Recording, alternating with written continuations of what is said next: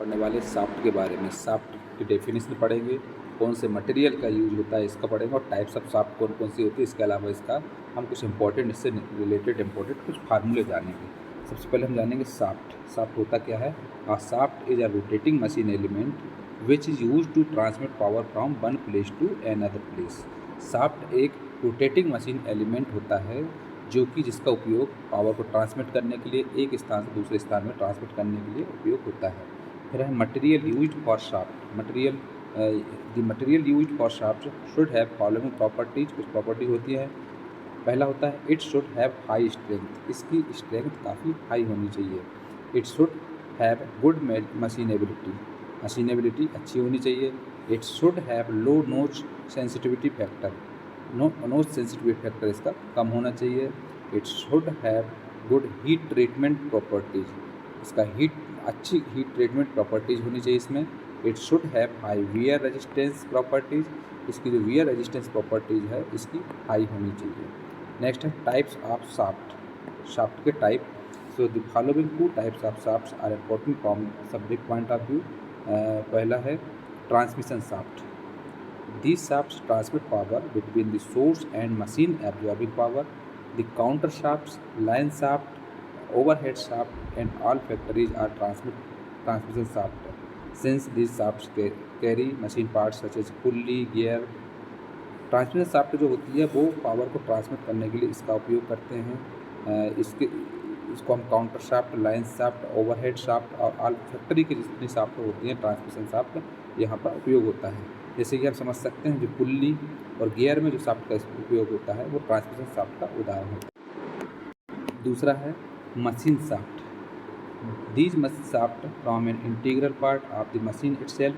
The crankshaft is an example of machine shaft.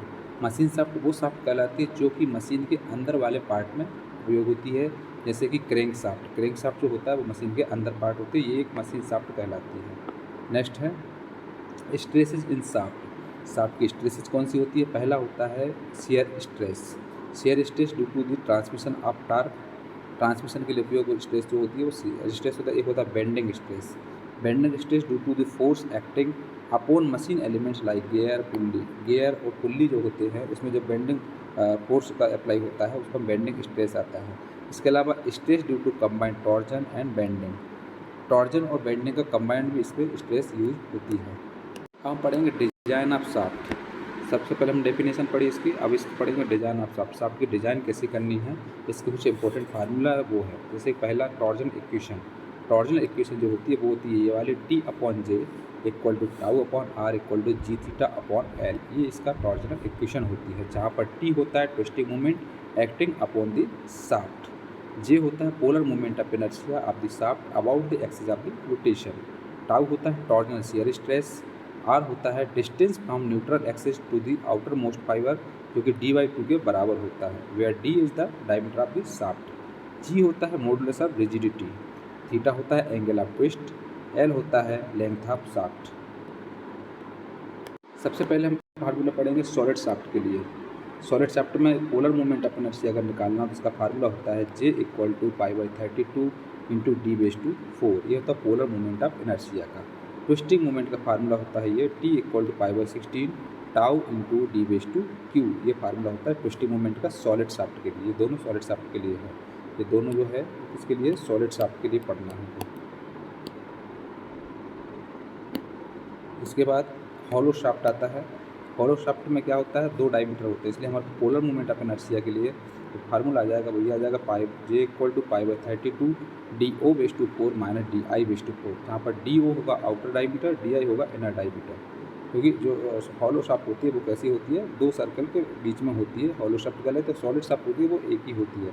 इसका जो diameter होता है वो एक ही होता है, और इसका जो होता है इसका एक ये बाहर वाला होगा, ये DO होगा, और ये जो अंदर वाला रहेगा ये रहेगा DI रहेगा।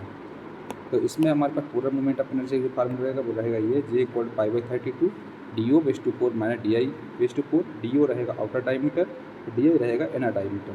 ट्विस्टिंग मोमेंट का फार्मूला रहेगा ये T equal to π/16 tau into DO/4 minus DI/4 upon DO। ये रहेगा ट्विस्टिंग मोमेंट का फार्मूला। नेक्स्ट है पावर ट्रांसमिशन।